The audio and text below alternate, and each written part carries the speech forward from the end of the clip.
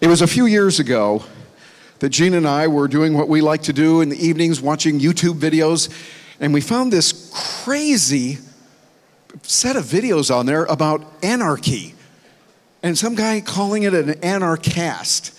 It was just really weird, and it was really wonderful, and it helped me changing my thinking into the idea of living peacefully and being able to have peace, love, and anarchy. There's a good phrase. Jeff ought to use that. But being in the mode of being helpful to others. We made a decision to come down to this event they were going to have and to try it out. And I'll tell you, that helped change my life for the better. And the man that made it happen is going to be with you now. He is a man that communicates, sometimes a little bit bluntly, but he says what is real. He says what's on his heart. And we have all come to know him as the man who started a movement, and we see how many people are here now. His closing words for this conference are about to come. Listen to this as we welcome Jeff Berwick. Thank you.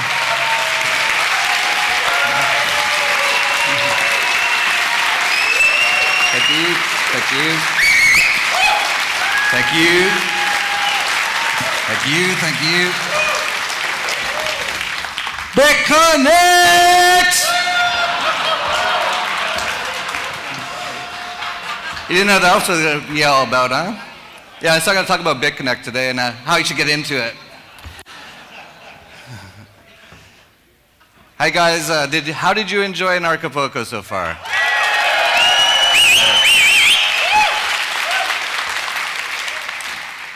Awesome. I also have enjoyed it. I've been completely sober the entire time.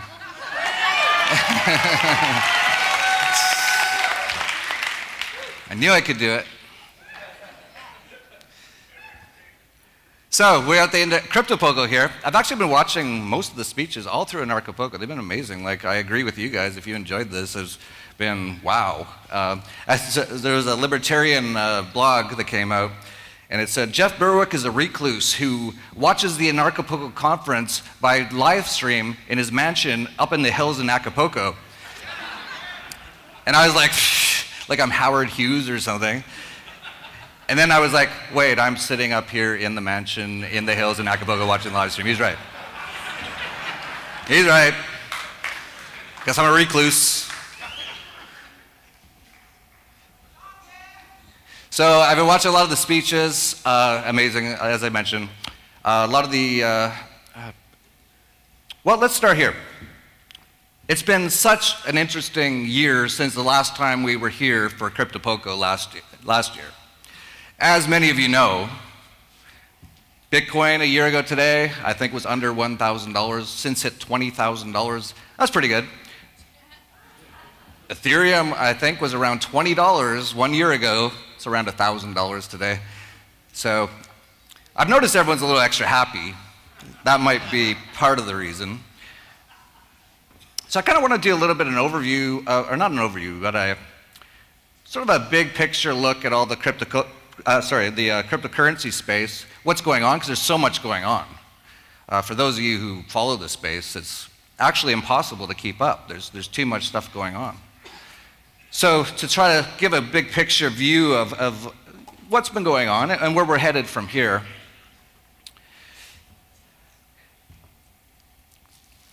And I don't even know where to start. It's been so crazy. Let's start with, okay, let's get rid of some of the conspiracy theories. Now, I love conspiracy theories. I'm probably one of the biggest ones out there.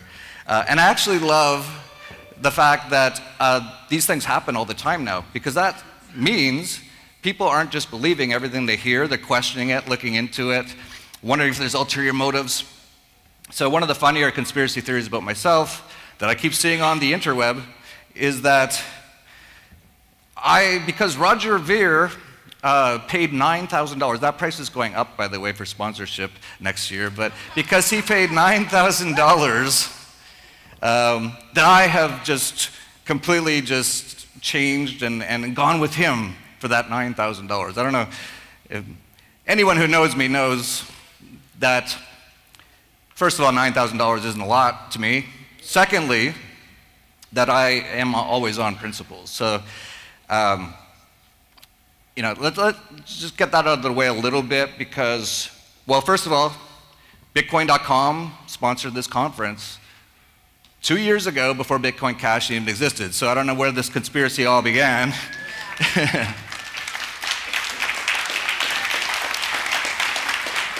And I saw Roger, actually. We had a poker tournament with Adam Kokesh and Cynthia McKinney, and he was at the tournament. I came number 2, by the way. Number 1 was a guy who's been at 2 final tables at the World Series of Poker, and he got lucky to win. He hit a straight on the flop on one of the last hands. But Roger was there, and I said to Roger, I said, I'd love to take a selfie with you, but do you know what kind of chaos would erupt on the internet when people see us together? Yeah, that's proof. That's proof. But really, I said this to Roger last night, and so just to give some more information, I think in total, in my entire life, in person, I think I've said maybe 100 words to Roger. We're at conferences, we see each other, we pass in the hallway, I shake his hand, how's it going? Good. How you doing? Good. That's basically the extent of our personal relationship. Even online, I've sent a few emails, and I've interviewed him a few times, and that's basically the extent. So for me, and to let people know, actually let me ask one question before we get started. How many people here are quite new to cryptocurrencies?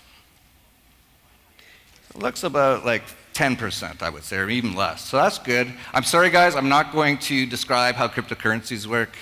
You can Google that. And I understand if you came here to find out more basic information, but things are too important right now for me personally, to go all the way back to the beginning on this. So I'm going to have to start, for those of you who know what's been going on for the last year. So when Bitcoin Cash forked off from Bitcoin August 1st, I actually didn't know what was going on. I said that to Roger last night. I was like, hey, Roger, if you're ever doing something like Bitcoin Cash in the future, why don't you just let me know what you're doing? Because I had no idea. So, I'm busy, I'm looking at things. I didn't know what was going on there. And it actually took me 1 to 2 months before I started to realize everything that was going on. So when Bitcoin Cash forked off from Bitcoin, I said to Dollar Vigilante subscribers, do not sell your Bitcoin Cash. Even right then, I was like, there's something up with this. This isn't just some gimmick. And let's see what's going on, because I was also aware that Bitcoin had some problems at the time with scaling. And I maybe had heard the Bitcoin Cash was going to maybe fix that through the increase of the block size, but I hadn't thought too much further beyond all that. I was just, it's kind of funny because a lot of people think I'm like super expert on cryptocurrencies. To an extent, in certain areas, maybe I am, but like I said, there's so much going on that I can't possibly know everything that's going on. So I literally spent a month or 2 figuring out what was going on. And I came to generally the same conclusions as Roger did when he got involved with the Bitcoin Cash fork. That whether through some nefarious nature or just through stupidity, really, there had been some major mistakes or on purpose things done with Bitcoin that had severely damaged Bitcoin. Roger Ver talked about this. I don't need to talk too much about that. Bitcoin became, this year, 2017, very expensive, took a long time, and because of that, its usage dropped. And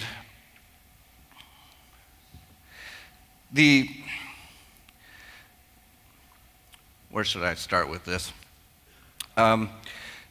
With Bitcoin Cash coming out, well, sorry, kind of losing my train of thought here. It's been a long 4 days. And I still got another one tomorrow. Oh, it's good I'm not drinking, though. I wouldn't even be here.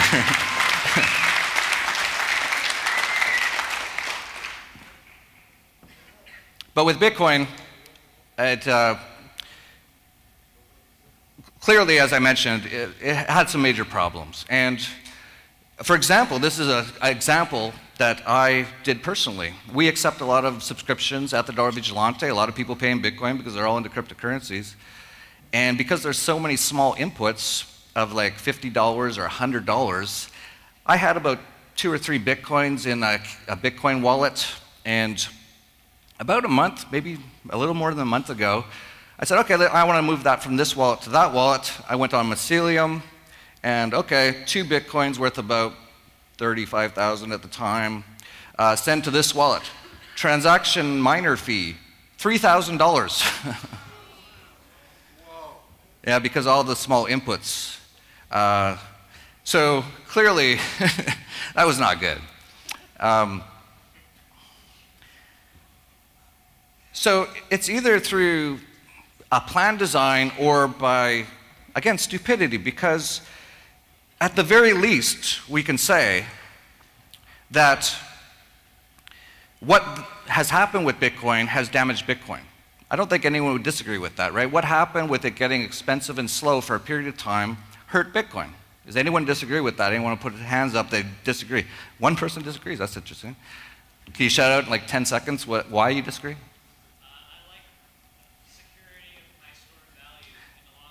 Oh yeah, so he said he likes the security of his store of value in the long term.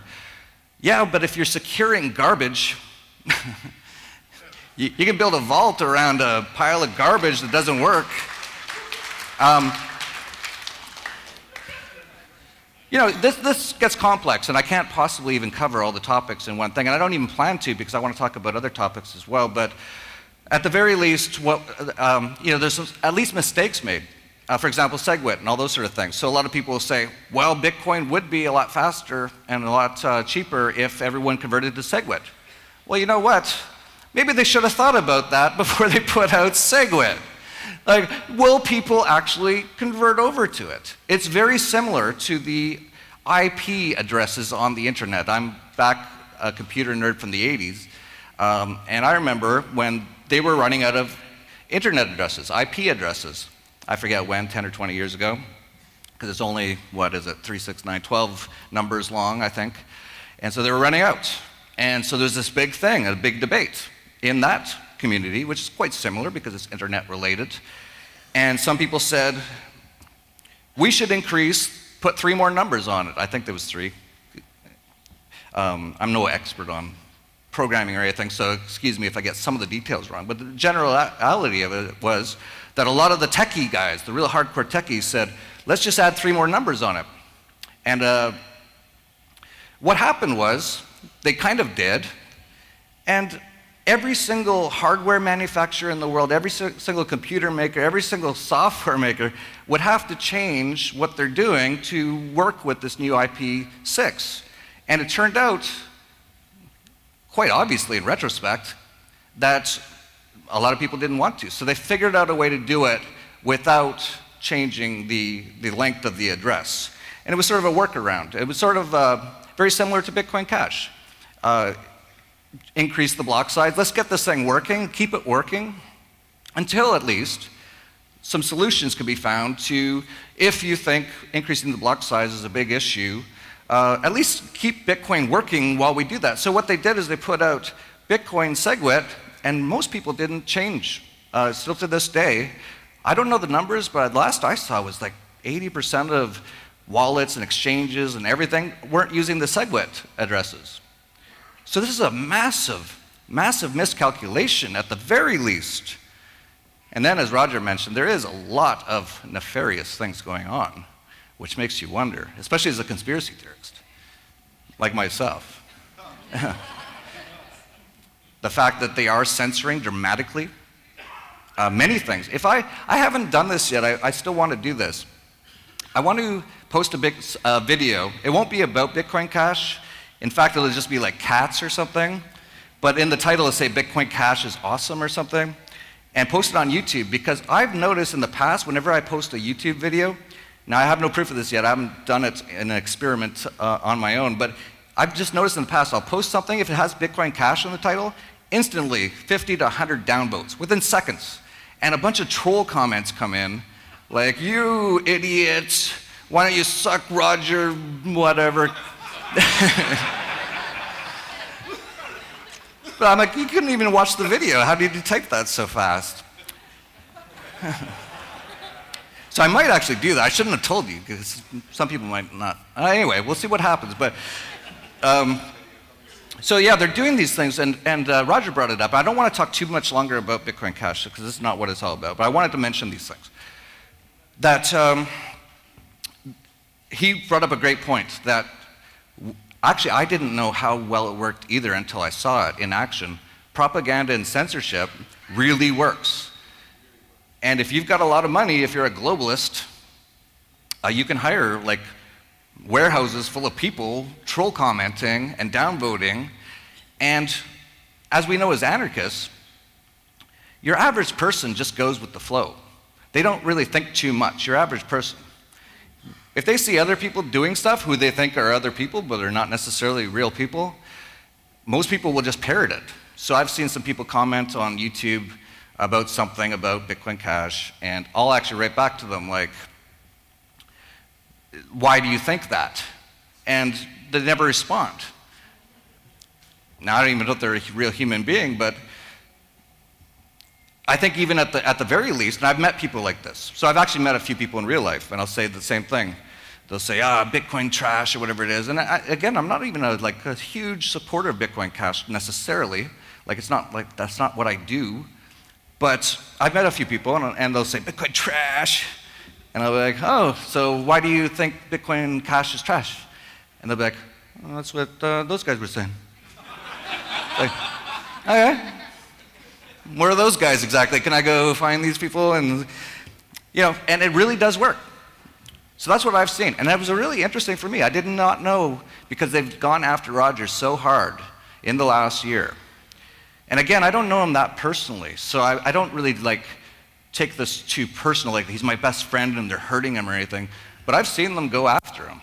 And it takes a lot of courage to do what he does, in my opinion.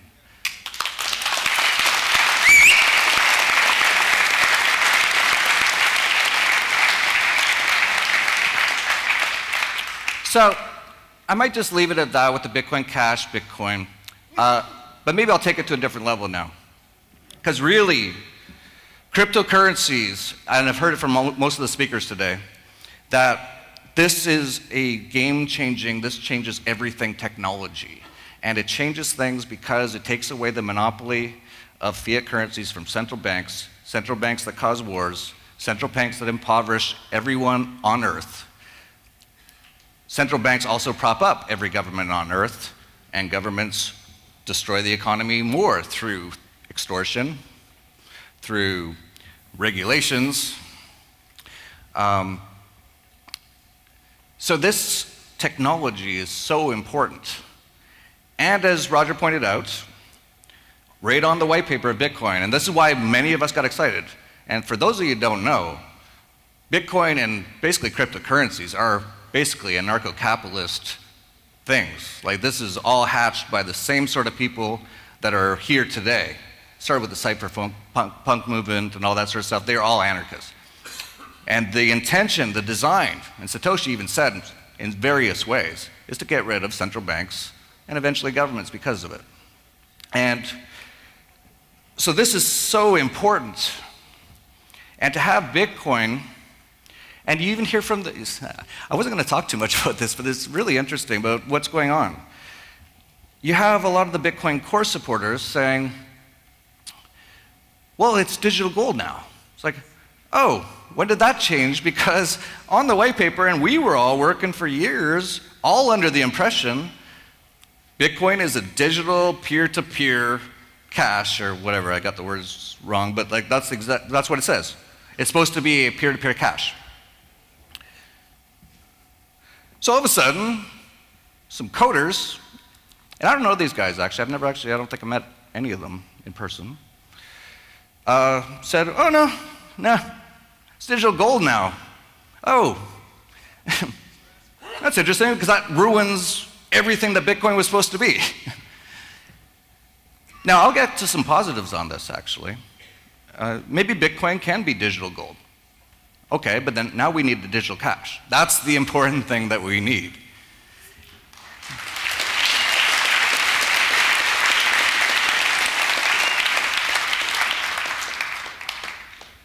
And there's even core developers that say it's good if the transaction fees are high. It means the network's valuable. Well, if the transaction fees are high, then it's never going to become a peer-to-peer cash. If it can't compete in price and speed with what we have today, Visa, MasterCard, bank accounts, debit cards, even wire transfers. Bitcoin was not even competing with wire transfers there for a while because it became so expensive. Now it's come down now. This is a whole other issue. Roger explained a little bit of what I sort of agree with that as well, that usage has gone down dramatically. And kind of a funny story that's interesting about that is a lot of the Bitcoin Core sort of people who attack Bitcoin Cash say, well, it's only cheap and fast because no one uses it. One guy already knows where I'm going with this. So then Bitcoin, all of a sudden, it gets a lot cheaper and a lot faster because no one's using it, and they're like, yeah, that's good. It's like, don't you see what you're saying there before? It sort of applies, you know?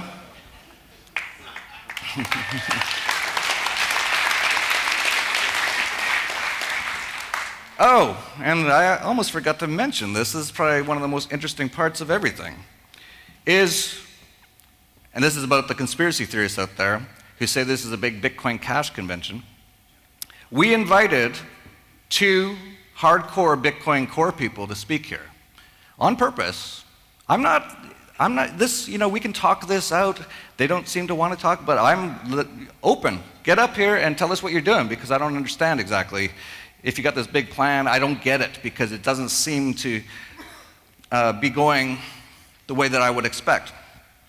So we invited Trace Mayer, who's actually a very good friend of mine. So again, like, I have no problem. This is not a fist fight situation.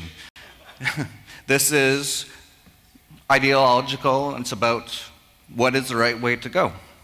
He canceled. He said it's for personal reasons. I don't want to say what the personal reasons are. And he is a good friend of mine, so I'm not sure if he didn't want to come for that reason. Probably not, but he did cancel. And then the other one who was specifically we wanted, and I actually interviewed him on Anarchast a little while ago, is Jimmy Song, one of the more well-known coders. And actually, I really enjoyed our conversation. Like, he's really smart, and he gets a lot of this stuff. But he canceled a few weeks ago, and we wrote back and said, any reason? No response. Then, Tone Vase, who spoke at a few past Anarchapulcos, this year, after the China government banned ICOs, he threw a party. He loved it. And I was like, well, he can't speak in Anarchapulco, he's a statist. So I didn't invite him. I saw Tone at numerous conferences, and he'd always go, hey, let me know on Anarchapulco. And I was like, sure, statists. But I never told him why. I should have told him. So I think he thought I was like trying to exclude him for whatever. So then he tweets, like a month ago, Anarchapulco is a scam. Everyone there are scammers. For anyone who knows Tone Vase, he has a dictionary in his house. I don't know where he got it. And you look up scam, and it says everything that isn't Bitcoin. Yeah. Like, I mean, like, the color blue, scam. Puppy, scam. It's not Bitcoin. So so I retweet, or I tweet back. I don't even know the lingo. Anyone under 30 here who knows what you redo to get a message over there? I said, you know what, Tone? I'm going to pay your airfare and your hotel, and I'm inviting you to speak at Cryptopulco, and I want your speech title to be Anarchapulco is a bunch of scammers. No response. 2 emails, no response.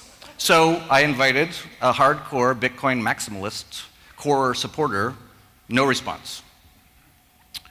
What can I do? Like, we were trying to like see if we could just get anyone from core. Now, I don't know for sure at all. But wouldn't that be interesting if they're scared to come to a place where a lot of anarchists are who understand the importance of having a true digital currency and actually being in the same area or stage as people who understand that and trying to make their case for what they're doing with Bitcoin Core? I wonder. I don't know. Because with all the censorship and everything, and they don't debate. I've heard it a few times today. They just won't even respond. It's just all like ad hominem, whatever Stefan Molyneux says, stuff. Stickman, who used to be an anarchist, but what a long story. I'm not going to get into that one. So I don't know. I don't know what's going on exactly with Bitcoin Core. If it is going to be digital gold, then we need digital cash. That's the end of the story. If you believe that SegWit and Lightning Network are going to fix everything with Bitcoin and it can become a digital currency, great. I've looked into Lightning Network. It looks very strange. It looks almost like going back to fractional reserve banking. To me, I'm not a techie. But maybe it'll work. I don't know. But it's not working right now. How about you guys get it working right now? How about you increase the block size from 1 megabyte, which is a floppy disk from the 1980s. Bitcoin runs on a floppy disk that you saw in one of those, what was it? What's a good 1980s movie with a floppy? Huh? Combat? Compact? Commodore? Anyway, you know what I'm talking about. This is horrible answers.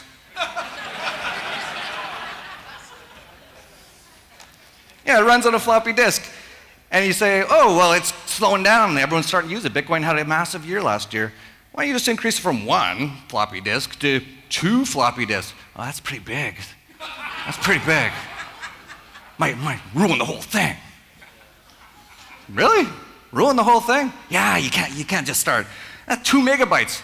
Who has that kind of technology today to transfer 2 megabytes in 10 minutes? It's too long, it's too big, there's no way.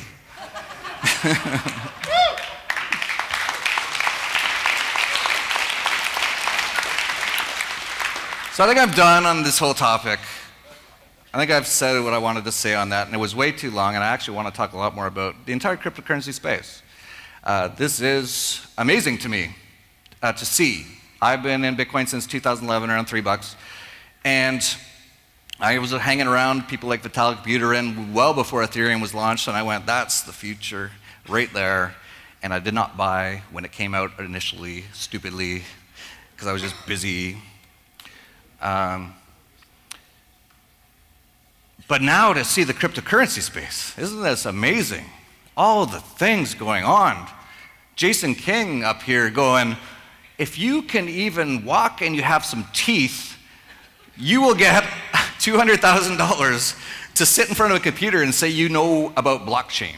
That's basically where it's at, which really reminds me, because I was around during the internet bubble, and I had an internet company, and yeah, we were like, do you know how to even use Paint on Microsoft? Yeah, will you take 70,000, please?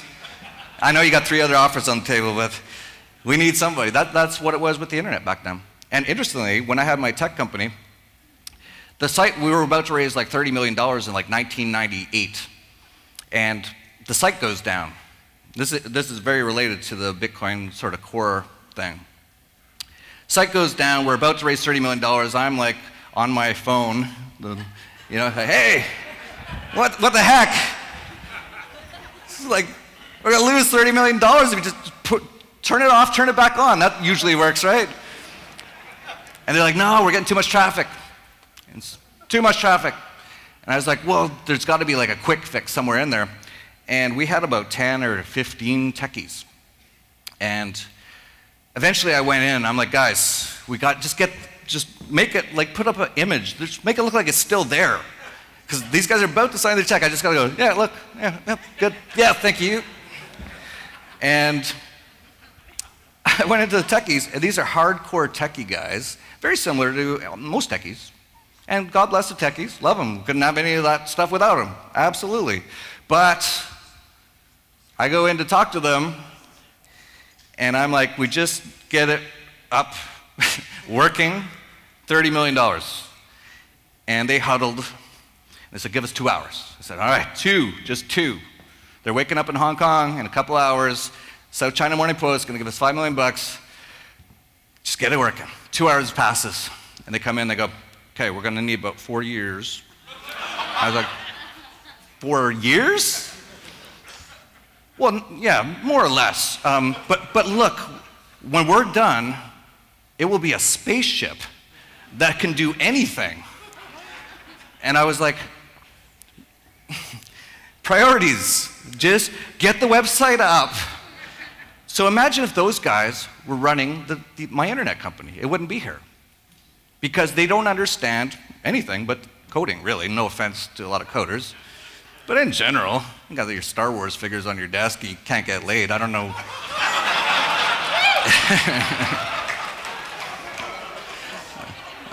I guess you get really into the code if you've got nothing else to do.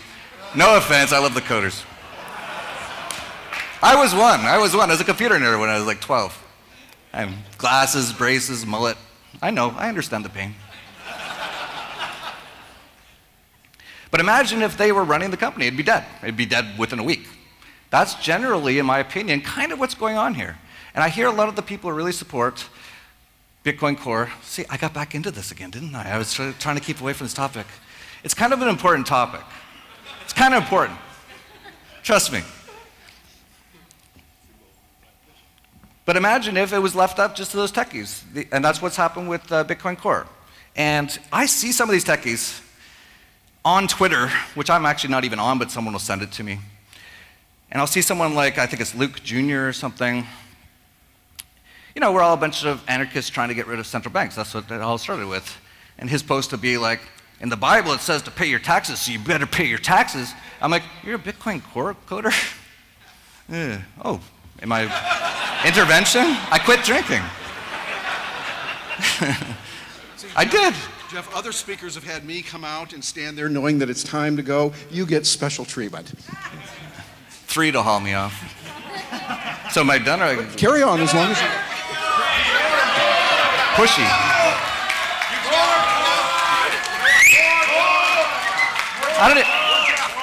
I don't even feel like it anymore. You can do it. I believe in you. I can do it. I forgot what I was talking about now, so. Oh, Bitcoin Core on Twitter. And then there's another, Adam Back, I believe. Yeah, if Bitcoins cost $100, it shows Bitcoin is a huge success if it costs $100 to make a transfer. Well, that's not what we thought this whole thing was all about. So, again, if Bitcoin's going to become digital gold, it could actually still do very well. In fact, if it's really truly backed by the globalists, which kind of looks to some extent like it is, then they'll probably really super back it. They'll almost turn it into the new world, one world currency that they can track everything, possibly. Conspiracy theorist.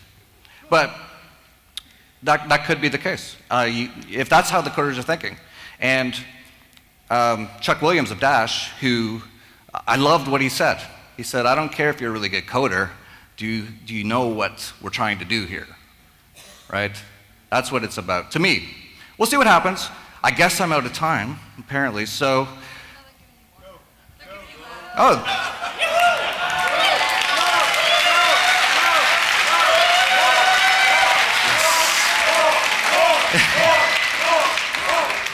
I was kind of hoping they were gone in my mind. And you create your own reality, it's like, holy cow. What else can I do? Oh, they're back. So, can you wrap up in that, please? Turn around. Okay. Bit. No, I'm not going to do it. I'm going to finish with some BitConnect. Yeah, so. Yeah, if it's going to become, if they're really quite backing it, and it seems they quite are, you can see the media, the mainstream media really got on board with Bitcoin all of a sudden. Maybe that's because they're happy with what it is. Because really what the central banks only care about is that us slaves don't come out with a little currency of our own that we can trade with that they can't tax or inflate.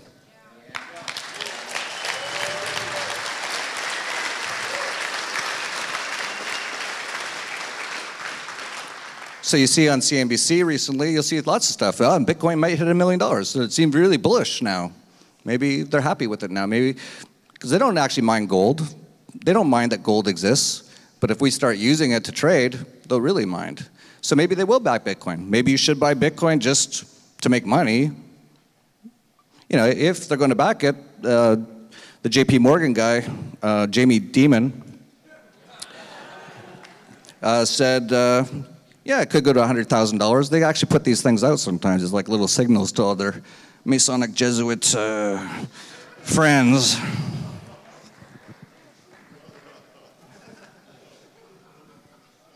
And Zionists. I'm kind of half joking. Yeah, so that might happen. So yeah, I actually do own quite a bit of Bitcoin still. I actually sold a lot, December, January, all above 15,000.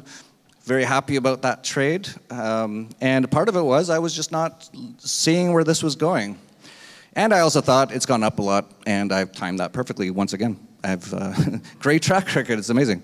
But yeah, so I still have some Bitcoin. I might still buy some Bitcoin. But until I see things change, I'm not going to buy it with a passion like I used to. Because this was supposed to be the thing that was going to change the world. And if it's going to be digital gold, it's not going to change the world. And so maybe we have to move on to some extent. So I have Bitcoin Cash as well. I have always said to subscribers, have as much Bitcoin as Bitcoin Cash till we see what happens here. And of course, Dash, I recommended that around a couple bucks. Oh. Big cheer from the Dash guys over there. I'm not a big fan of Litecoin personally, but you know, might do all right. I think there's another one I kind of like as far as being a potential cash. Of course, there's the privacy coins. That's really important to the anarchists. Am I out of time? Okay, all right. Yeah, so Monero, I like Monero quite a bit. But to finish off, what a year it's been for the cryptocurrencies. The next year is going to be amazing no matter what happens. This is going to be so interesting. And it's going to be ups and downs and rounds and very brightly colored the entire year. And if you don't have the stomach for it, you might not want to be in it. But if you believe in what we're trying to do, and not just me, obviously, but like in general, we're trying to create a way to get rid of central banks. We're on track still. We're on track. We just got slowed down there a little bit. I guess that's it. Always leave when they're applauding. Thank you very much. Thank you, thank you.